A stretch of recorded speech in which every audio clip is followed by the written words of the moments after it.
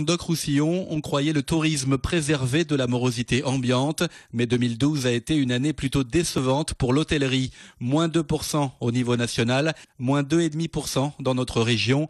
C'est à Montpellier que la baisse est la plus importante, entre moins 3 et moins 6% selon la gamme d'hébergement. Sur le littoral, seule la Grande Motte tire son épingle du jeu. Une ambiance tendue pour les professionnels de l'hôtellerie. Du coup, quand le ministre de l'Éducation avance l'idée de vacances d'été amputées de 2 semaines, le Sud se crispe.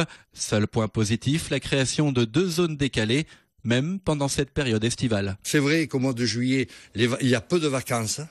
Les gens ne partent rarement en vacances et tout est concentré sur le mois d'août. Il est très bon de pouvoir les étirer. Ça, on lui donne 100% raison. On l'applique ensemble avec les parents.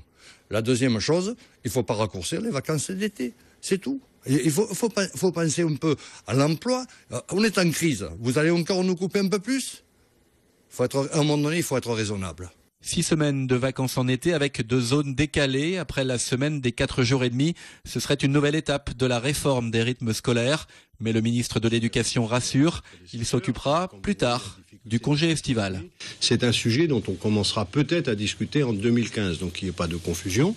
Mais si on veut dresser l'école idéale et donc résoudre cette question, il faut résoudre la question, on essaie de le faire là, du nombre de demi-journées par semaine. Et un jour, il faudra s'attaquer à cette réforme de l'été. Mais un jour, peut-être ou peut-être pas. En Languedoc-Roussillon, les professionnels du tourisme espèrent en tout cas pouvoir donner leur avis en haut lieu sur les incidences économiques de la refonte des rythmes scolaires.